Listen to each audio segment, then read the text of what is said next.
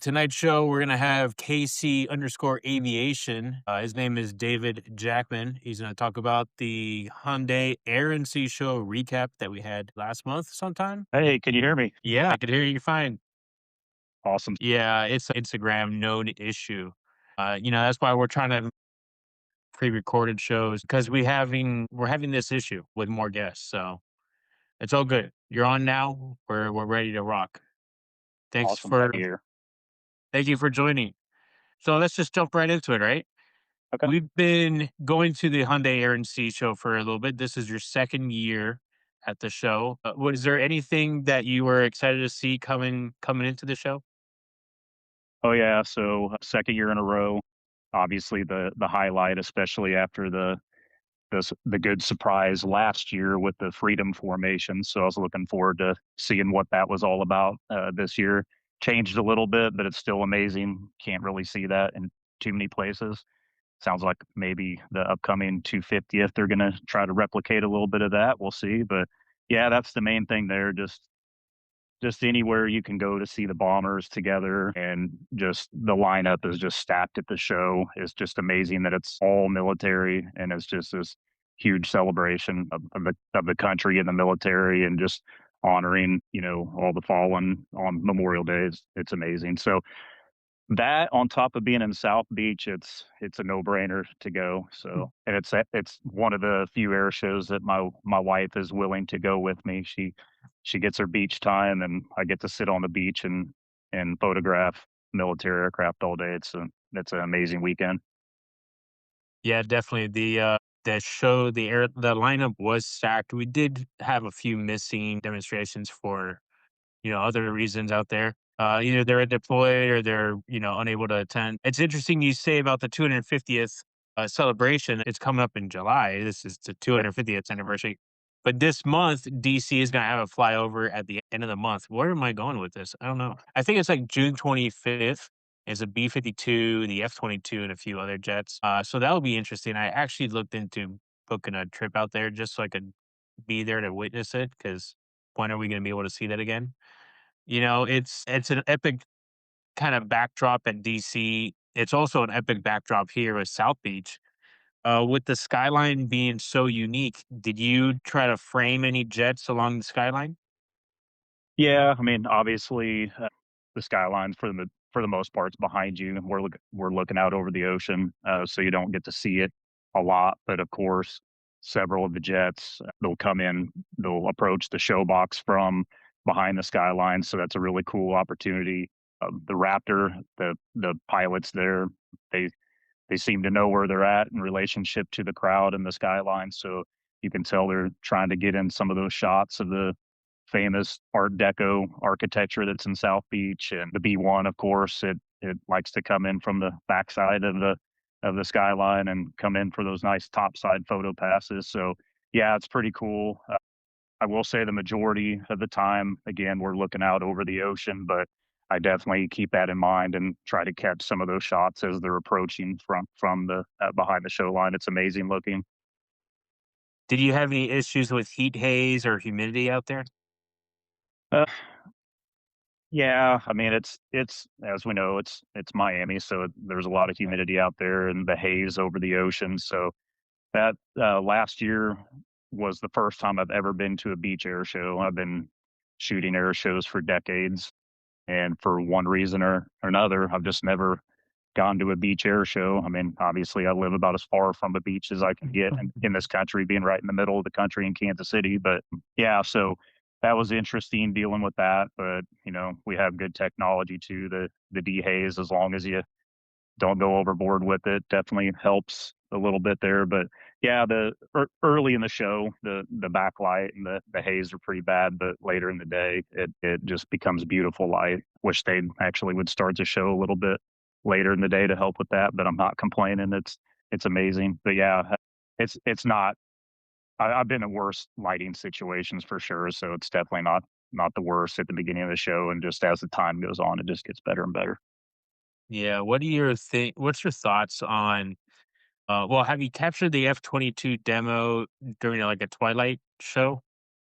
Yep, I've seen it a couple times. Well, actually a few times, couple times at Oshkosh and once at Wings Over Houston. I caught it on a Friday night twilight show in the golden hour.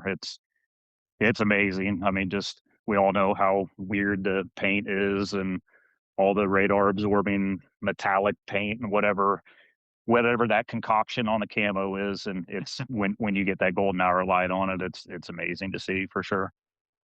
How do you think that compares to how they flew the demo with flares at the beach?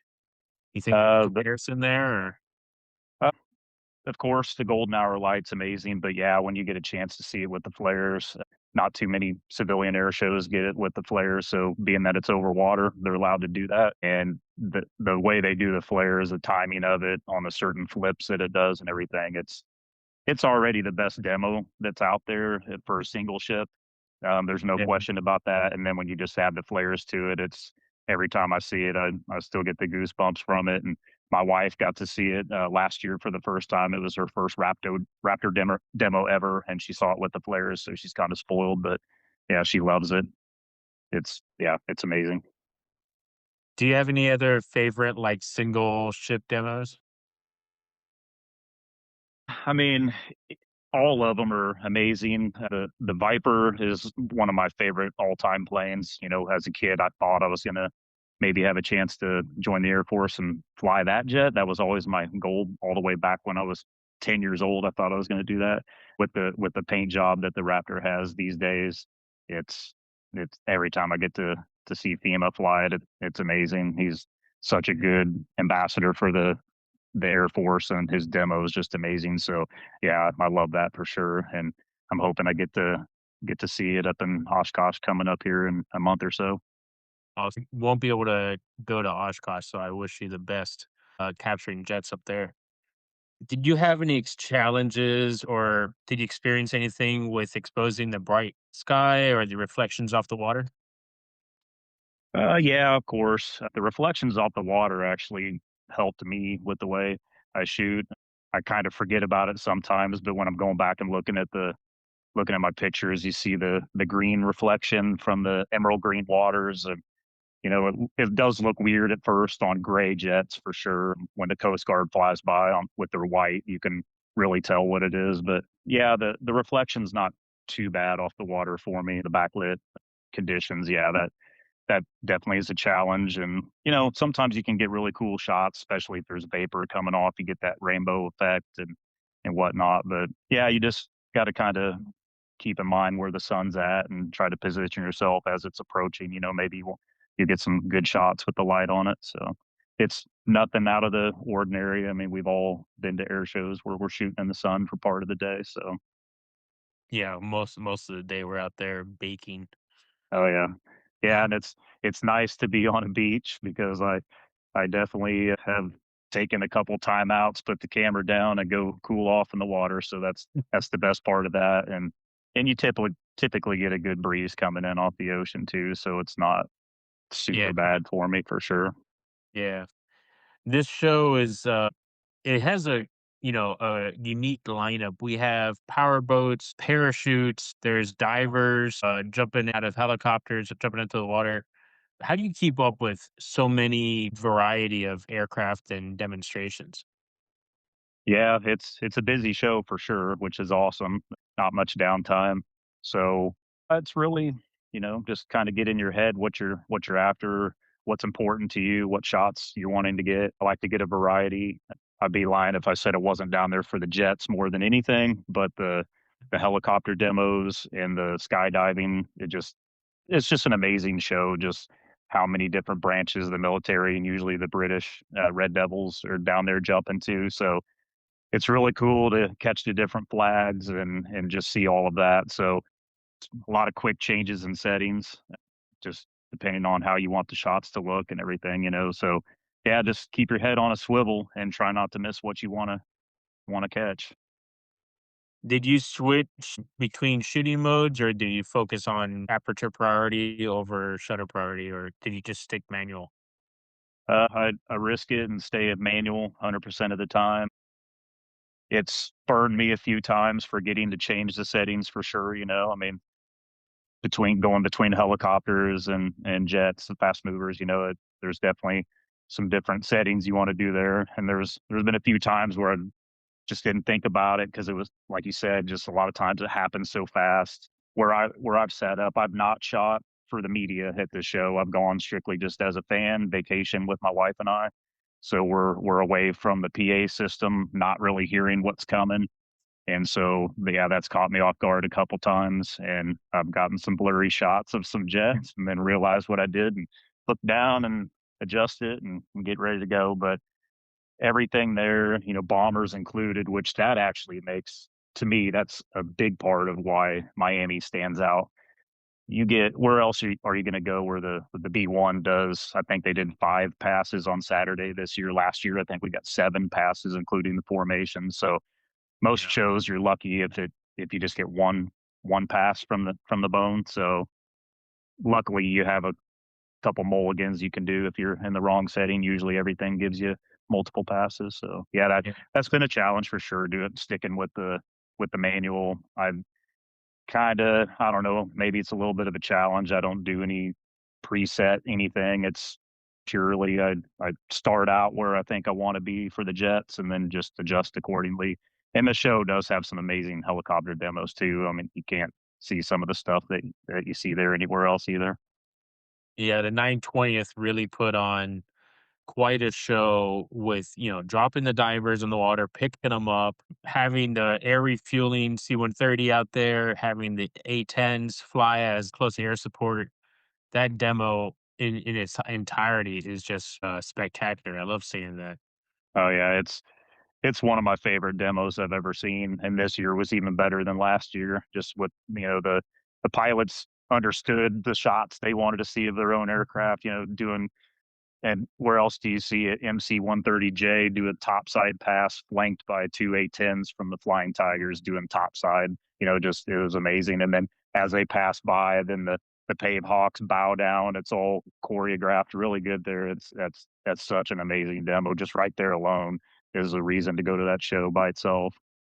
Yeah, that, this year, their demo was probably the best that they've ever had in all the years coming to the show. Yeah, Just that like that was exactly what amazing. you said, having the helicopters bow, having the C-130 kinda flanking over top with the A-10s and having to be able to capture all of those variety of aircraft in one frame, that had to be probably the shot of that demo. Yep, for sure. Yeah, that was amazing. When you're taking photographs of these jets kinda ripping down the beach, what do you have a priority over, for the photograph? Are you trying to find, like, the storytelling aspect of it or more the sharpness of the jet? Mostly the sharpness of the jet, looking for close-ups, just trying to get those sharp shots, especially in Miami.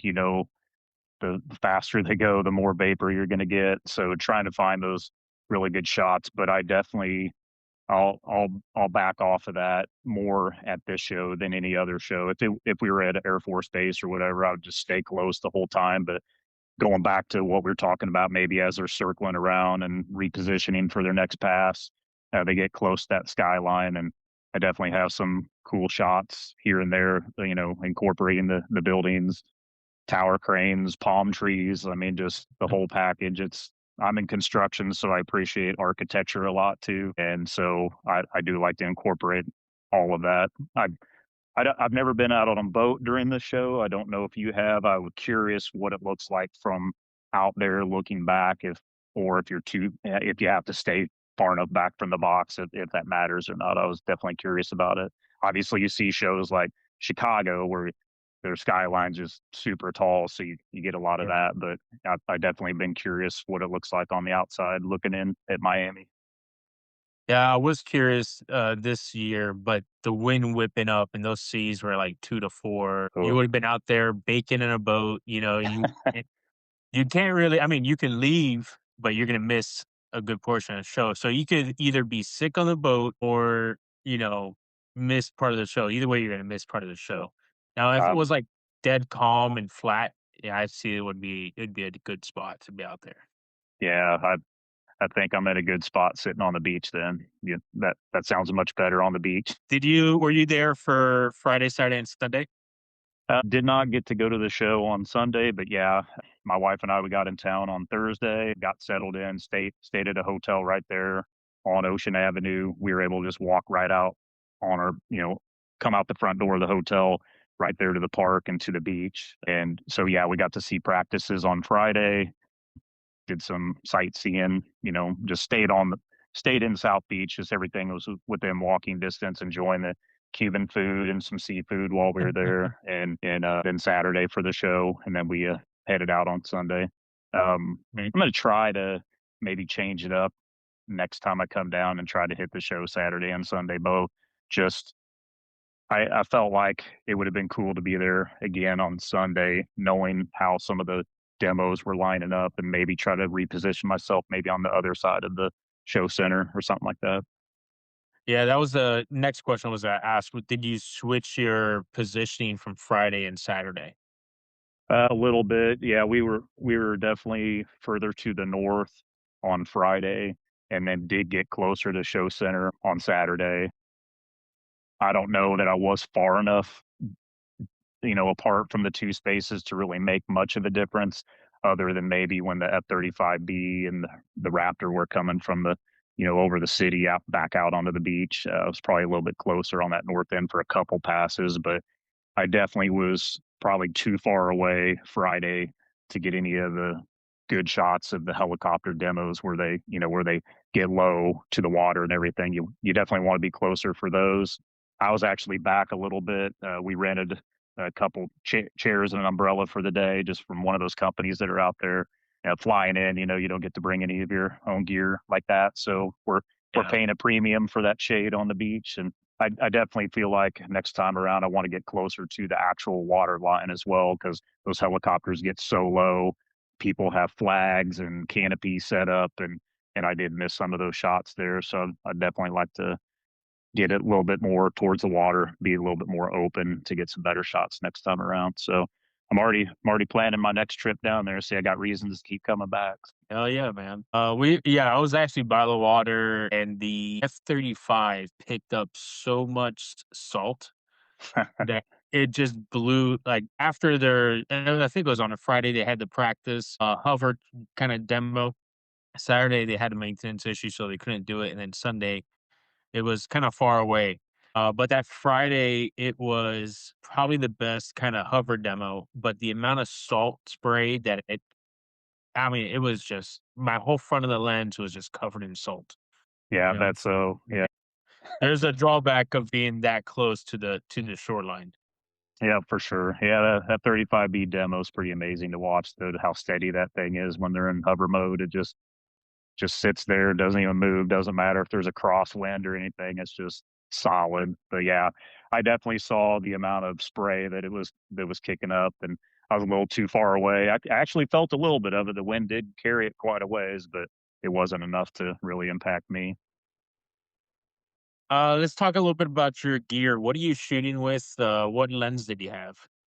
So I have a Canon R5, not the Mark II, just the original. Of course, I waited around quite a while. Heard some of the issues that were out there with the original R5, so I thought I was going to wait a long time. I was like, eventually the Mark II will come out, and I got impatient and pulled the trigger and didn't wait. And then, of course, about 5 or 6 months after I bought it, Mark II came out. But I think a lot of the early concerns with the R5 were able to get taken care of with some software upgrades and everything.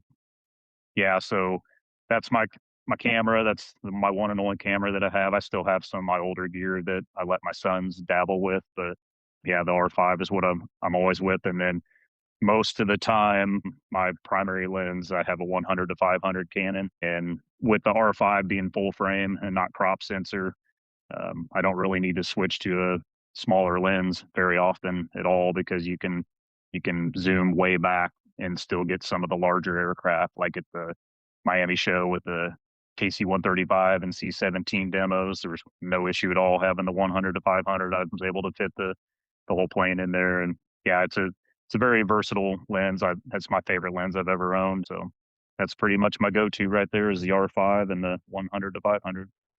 Awesome. And what are you using for editing? I'm actually it's Lightroom, but I stay with the Lightroom Classic. I've tried the newer Lightroom here and there, but I'm partial to the Classic, so I just stick with that. Have you tried any of these? I mean, do you have Photoshop also? Actually, I've never used Photoshop, so I'd like to try it, but I guess I'm kinda old and set in my ways, and I've Old been school. sticking with it, but I probably I thought about it this past winter. I know you live in Miami, so you don't have winters, but our winters here are brutal and there's not a lot of shooting going on. So I have considered maybe trying my luck with Photoshop and just kind of seeing what I can do with that. But yeah, I've actually never even used Photoshop. Oh, well, that kind of takes out that next question that I had was we've seen all these like pixel stretching and all these type of Photoshop editing techniques. With Lightroom, are you trying to do anything differently as far as are you using the presets or do you have like a set way of how you edit all your photos or do you do anything differently depending on the shows? No presets, everything. I kind of have the general parameter of what I try to do, but I try to not edit them very much because let's be honest, we see a lot of the pictures out there and you can just tell they're overdone, especially the dehaze, man. People just crank that dehaze and it looks pretty bad. Doesn't look real at all. So I try to really just work on maybe kicking up the sharpness a little bit and the darker photos, of course, they have that denoise tool that they have now that it's really partially AI, I guess, on that program.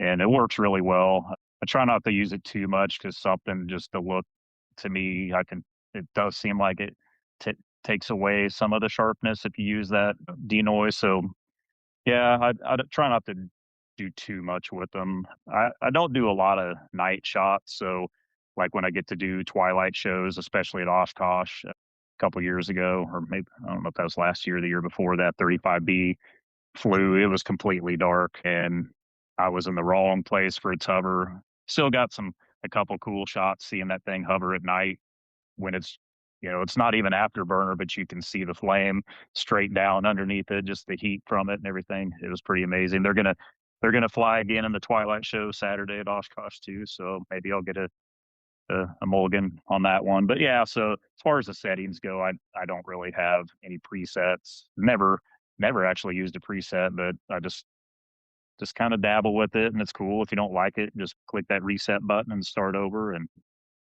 probably the best tool on there, especially for shows that are backlit, is trying to take some of the shadows out, but not completely get too noisy with it. So Yeah. I definitely do like the shadow tools on those things pretty good if you watch what you're doing. Yeah. I'm actually looking at your images now, and every one of looks very clean and realistic to how I would see an image. So good job Thank you. on keeping it as realistic as possible. I do I like this appreciate that. A10 photo with the this background, Kansas City. Pretty cool. Yeah, that was a shot that I was after for many, many years. I was really happy to finally be in the right spot at the right time. So those are the Whiteman A10s, the KC Hogs, and so they're not too far away from Kansas City, about an hour away driving time. And so they come into downtown MKC Airport quite a bit for Chiefs, Royals, Sporting KC flyovers, you name it. That one happened to be a Sporting KC MLS game, and I knew I think it was a 7 o'clock start, and knew they were in town. I was like, man, if they take off to the south there, I might have a chance to catch that skyline in the background. And those pilots gave me exactly what I had pursued for several years. I was pretty happy at that moment. Awesome. That's one of my all time favorite nights that I've had shooting in Kansas City for sure. We don't get a lot around here in the city, but when we do, try to take advantage of it. Yeah. I mean, you did a great job. Great job with Thank you. that image. Yeah, we had 4 of them Um, that night, not all of them broke at that exact elevation or that time, so that particular aircraft right there it was perfect all the way around. And the 442nd, Public Affairs, they reached out to me, and I sent all the pictures and, told give them to the pilots, do whatever, here's the high definition files, blow them up, do whatever you need with them. It's awesome. Yeah, it's definitely great. I mean, we do military photos. I mean, I think most of us do military photos, one, because we love the type of aircraft Yep, versus like a 737 or an Airbus or something. And two, I think for the most part we do it because we like to give back to the pilots. absolutely. Not a lot of them, get their photos, sometimes either on deployment, either within the states or overseas. I like to try to reach out to their PA as much as possible when I see them, and drop off or send them just an email with all their photos on a Google Drive or something. Yeah. Yeah, I love doing that too, and it's cool, you send them off, like I said, I'm not charging it for them. This is just my thank you to you for your service. It's a little bit of something I can give back, from the enjoyment we get by watching them, especially if they see over there and maybe do a nice topside, wing wave or something. So it's really cool. Yeah, So yeah, once in a while they'll send you patches or coins or whatever as a thank you for sending the pictures. But yeah, that's really cool. I definitely like it when that happens. yeah, definitely. Do you have any chaotic moments at the Hyundai Air Sea Show this year? Probably back to the 920th Rescue Squadron. There's so much going on. You got the Pave Hawks, you've got the A-10s, you got the MC-130. Just kind of, I probably I honestly I don't know how many pictures I took just of that demo, but that's a big chunk of the day for sure. Is Yeah, just blasting that camera, trying to get everything you can. The A10s gave us some nice topside passes, and yeah, just trying to capture, especially like you said, what we talked about earlier at the end of that demo where they're doing the formation and the Pave Hawks are bowing. I tried to get all of that in the same frame.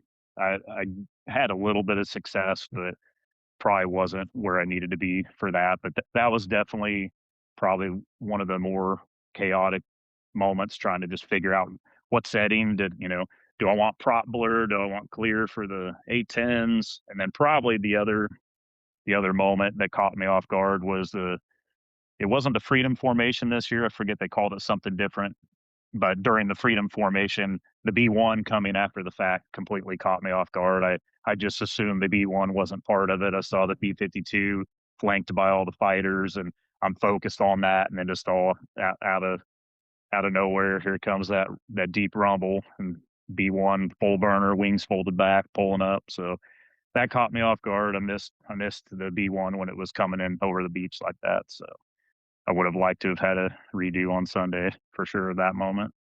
So yeah, those I are caught. probably a couple of the moments I can think of the most during the show. That was pretty wild. Yeah, I caught the demo from or the practice from Friday. I'm looking through my photos real quick of that flyover. It looks like God, there's so many. I have 4,000 photos here. Let's see real quick. That's a I sign of a forget. good show. Yeah, I mean, either a good show or a high frame per second. I don't know what's which one's first here. Well, it looks like. So yeah, the I think that they're trying to do the Super Bowl flyover. You have the main demo, the main flyover, and then the B1 comes up behind it. Yeah. I missed it on Friday, but I caught it on Saturday. Or it was one of those, maybe I missed it also on Saturday, but I was able to catch it when they did fly back over to do their main demo. Yeah, I mean, we had a few times that we can capture. If we miss it, nobody wants to miss it. The full Right. flyover with that big display. You had, I think it's 7 airplanes. Let me see. I have sorry, no B2 this year because it was deployed. B-52, F-22, F-35, F-16, A-10, F-18, and it looks like here on Saturday, it was 2 F-16s, Yep. Yep. Two and of the the Makos. Yep. 2 of the Makos and then one of the B1. We Yeah, didn't that catch was the cool. Makos. That was cool in the formation that the F-18 you mentioned was the Super Hornet demo. Even Yeah, though they were grounded from the Growler mishap that had just happened, it was it was cool that they were still allowed to come down and take part of the formation flyover. So that was cool that the demo jet was there. yeah, definitely. You and I meet up on Thursday for the Makos, and then we try to run around a little bit. Then we realized that was a bad idea. We did catch a scramble, which was cool. They don't normally do that on Thursdays. We did miss the V-22 Yep. taking off. But yeah, I mean, you have experience kind of running around also during kind of like which way they're going to take off, which way they're landing. But it was cool to spot with you for a little bit. Yeah, I definitely No, appreciate the help. It was definitely cool seeing the was not the F-16s I expected to see the Duluth Bulldogs in a scramble launch was very cool. I still yeah. need to get back down there and try my luck with the hometown Makos there for sure. But yeah, that was fun. And yeah, like you said, you miss some, and yeah, that's disappointing for sure. But you can't catch them all, and I guess that's keeps a little bit of the thrill of the hunt. It's just like hunting and fishing. You have good days and bad days, and that Right. probably makes the good days seem that much better. If we caught everything we wanted every time we went out, people would be so bored of doing this and move on to the next hobby probably within a couple years. Yeah, I'm bored with aviation. I think I'm gonna go shoot. I don't know, soda drinks or something.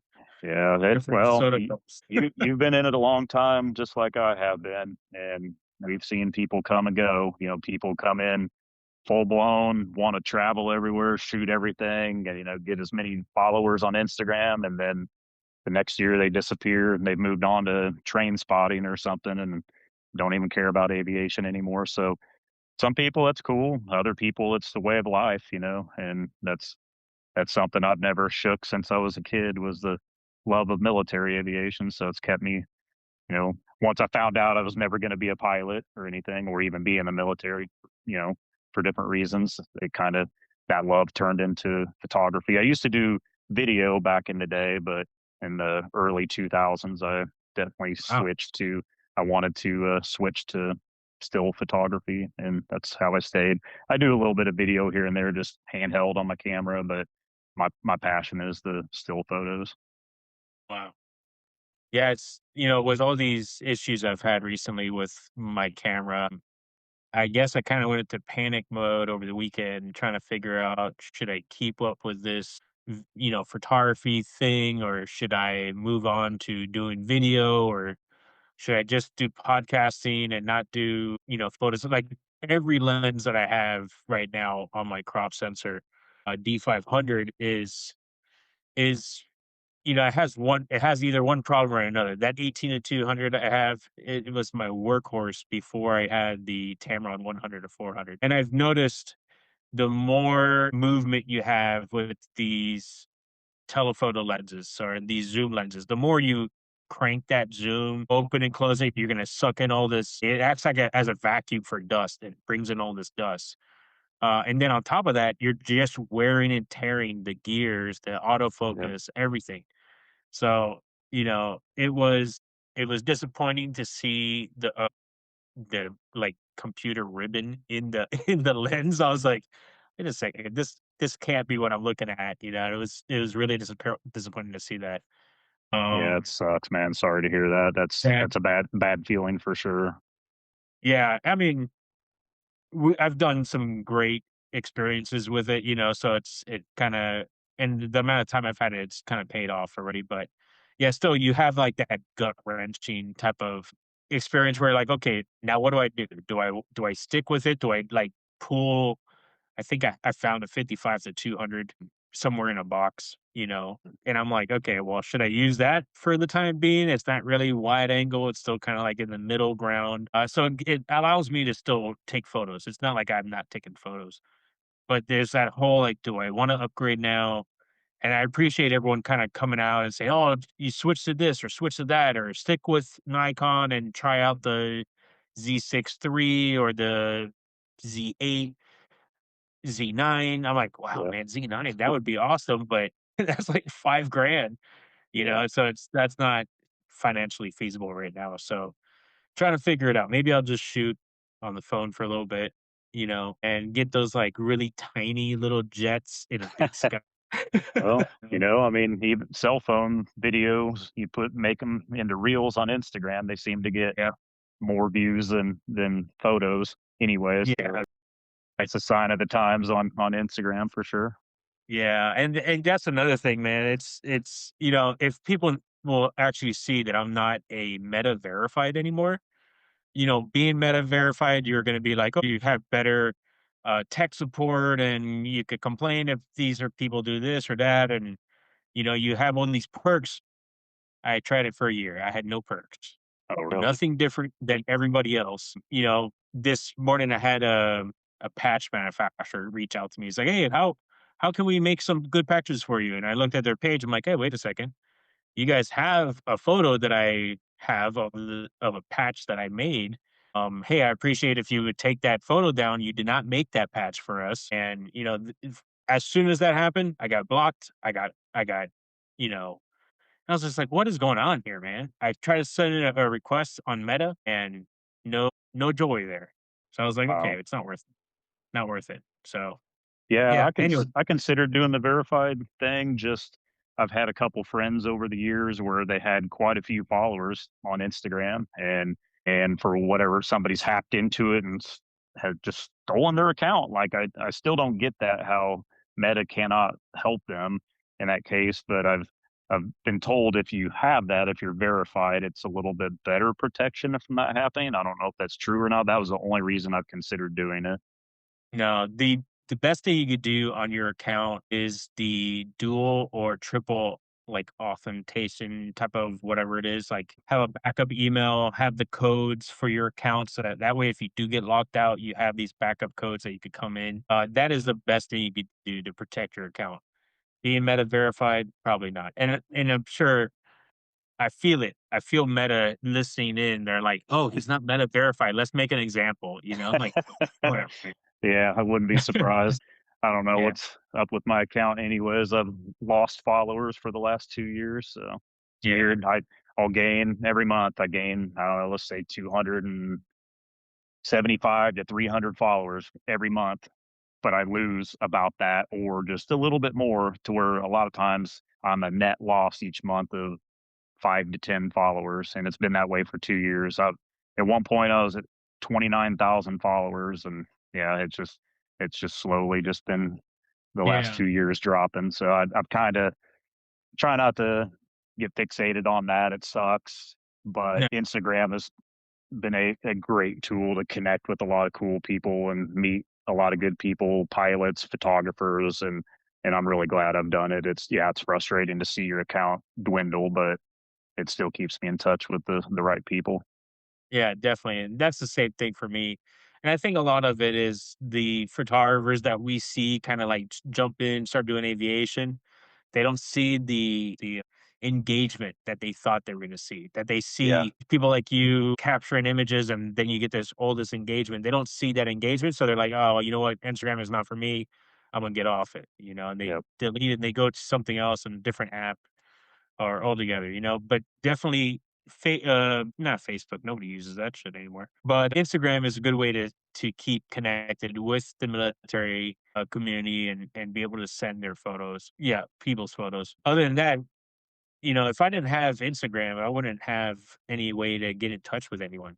I had a web page for like 20 years, and no one's not there's not many people that are going to be buying aviation photos of fighter jets, unless you're in the community. You know what I right. mean? But yeah, right now, you know, still doing photography, still doing video occasionally. I love aviation. I've been doing it for over 20 years, working aviation.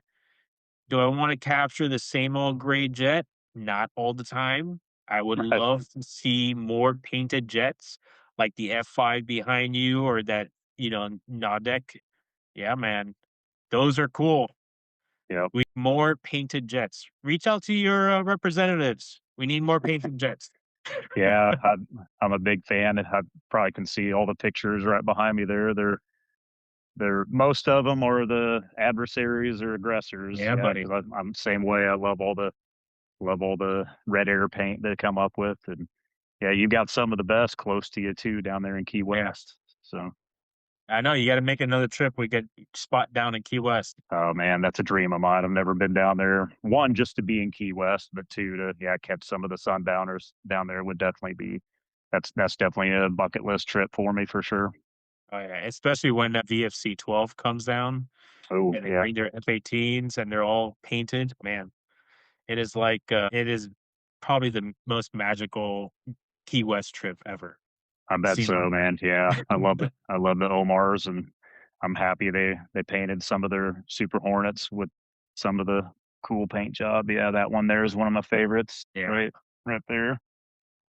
Yeah, if anyone's, watching this, let's go ahead and send out I do it I've been trying to do these challenges every other episode, but, if you're watching, if you're hearing it on Spotify or Apple Music or YouTube, go ahead and send me, your posts. I'll share it in the channel, and I will share it in my story of your aggressor jet. I'm a big fan of aggressors, so Heck yeah. I would like to see that come into Miami Air Show one of these years.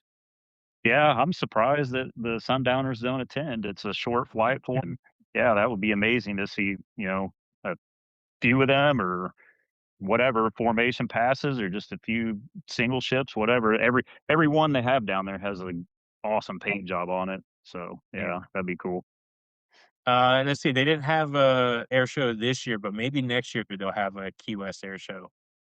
I Yeah, don't know. I'd like to come down there for sure. I've considered it a couple times. It just hasn't worked out for Yeah. work or whatever. So one reason or another, the last two that they've had, I had planned on coming down and just it just didn't work out for me. So All right. So let's get back. We really went off on a tangent. I mean, mostly all me. good. All Uh, you're sticking to manual, but are you making a big jump from like 1/2000s for a jet all the way down to maybe 2/50ths of a second for helicopters or parachutes? Yeah, my sweet spot for the jets is probably 1250, 11250. I do go up a little bit higher, sometimes it's 1600, but yeah, 11250 is about where I stay. But yeah, going down to helicopters, ospreys, prop planes.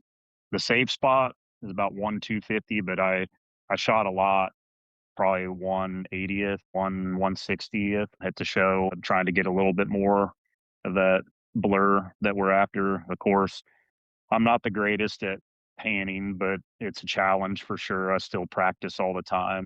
Actually, we were just in St. Louis last weekend for the Spirit of St. Louis Air Show, and we were waiting for Bandy One to come in on Friday night for static. And as it was getting dark, we had a lot of business jets coming in, so I was practicing on panning. Not a subject I'm interested in, but definitely the low light and panning is Yeah. challenging, as you know. And so I definitely did a lot of practice there. So I tell a lot of the younger guys around here just keep on practicing because and take a lot of them because there's a lot more that are blurry than are clear. So the Yeah. more you take, the better chance you have of getting a good shot. Yeah, that's a good thing about the corporate jets. I work at a GA airport, so I got Hmm, plenty of corporate jets. Occasionally, we'll have Air Station Miami bring their Dolphin helicopter, and there's a little like helicopter area that they'll do a practice in. And occasionally, I think also they have a CASA 235 Yep, Ocean Sentry. yep, So we saw that at the Miami Air Sea Show also. yep. It was man, it was kinda jam-packed, with all the kinda demos that we had. There is a lot of beach real estate to capture from. You could either go on the north side, and sometimes the north side works out because you have these high-speed passes, and you'll have all this vapor built up on the front of the jet that people on the south side of the show center will only catch, like, kinda the back side of the jet, but in the north side, you'll catch the front side of the jet, which is cool.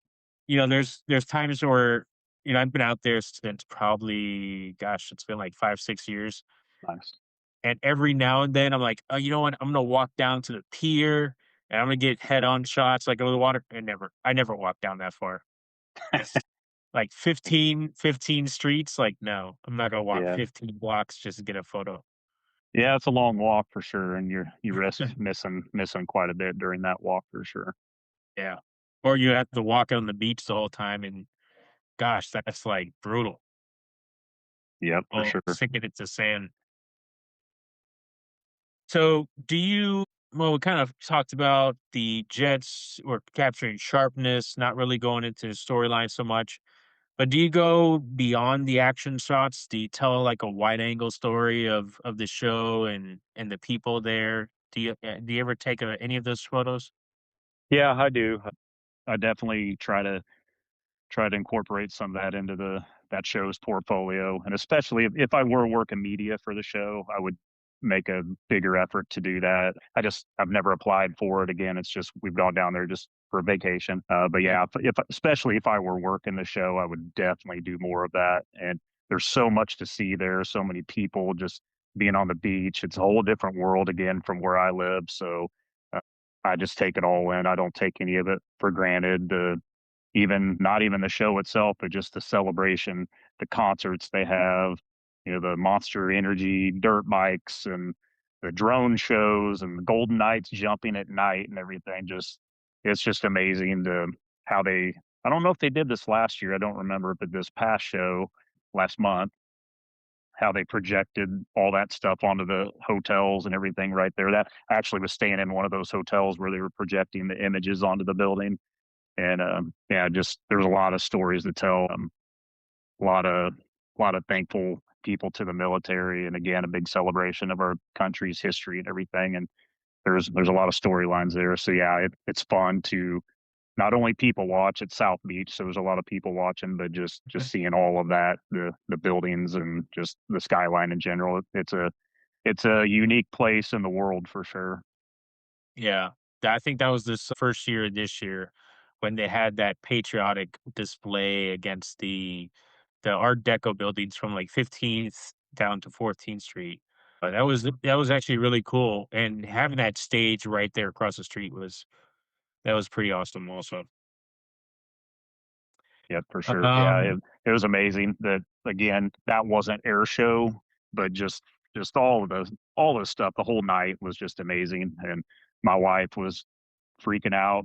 We walked outside to, or actually we came back from dinner and she heard some of the songs playing from the band and she thought it was a cover band at first until she realized it was the real band that sang those songs. And she's like, I can't believe they're playing right across the street from our hotel. Let's walk over there.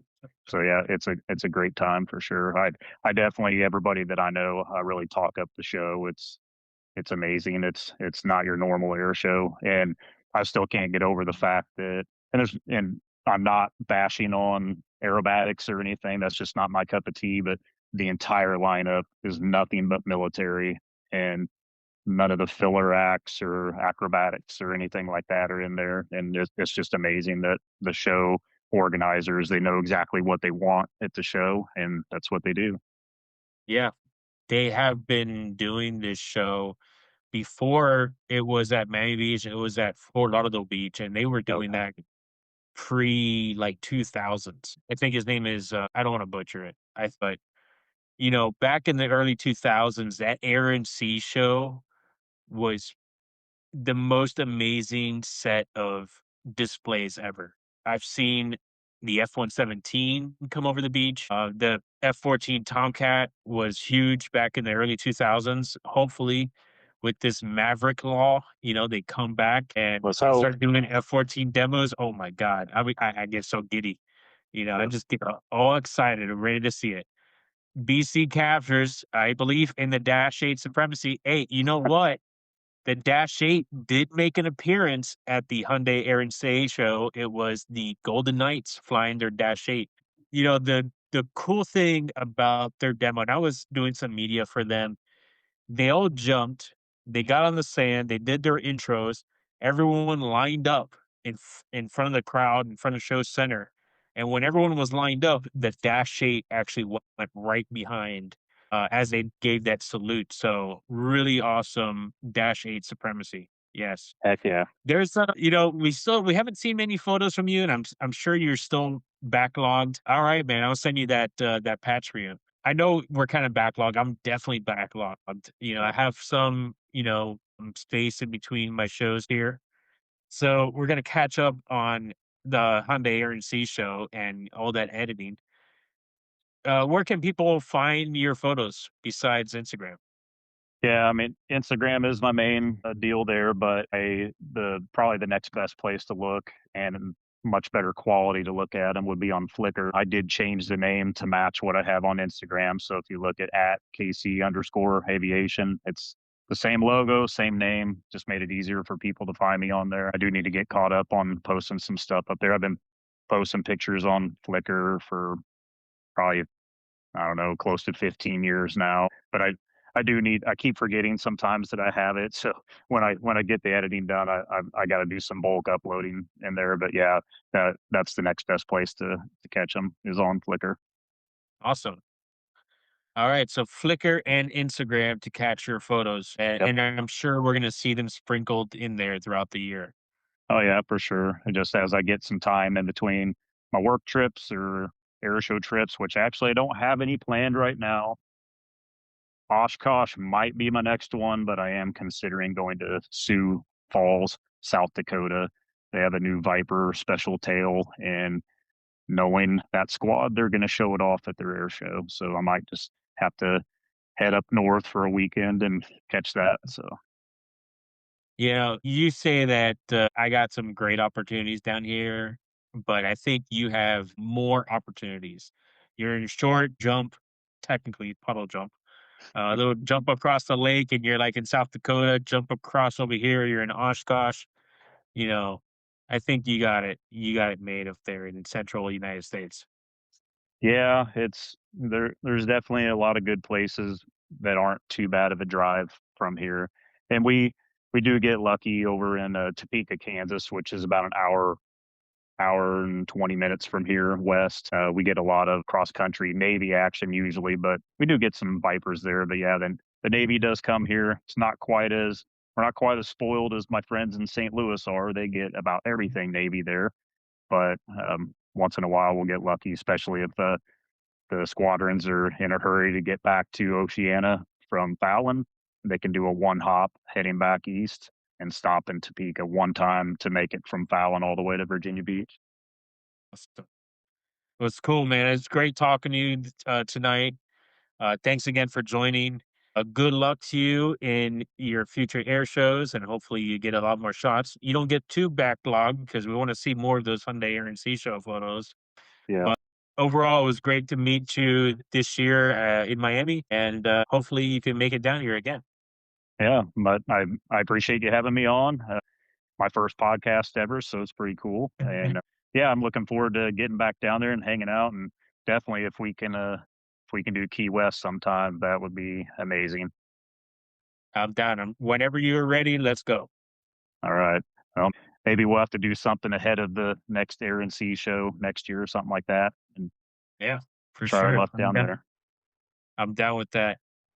All right, David, Awesome. thanks for joining in. Let me wrap it up real quick. For those of you listening, please hit that subscribe or follow button on your podcast platform. It's the best way to get notifications of new shows coming out or even to watch, listen to the older shows. Thanks again for joining the Spotters podcast. Y'all have a good night. Thank you. See ya.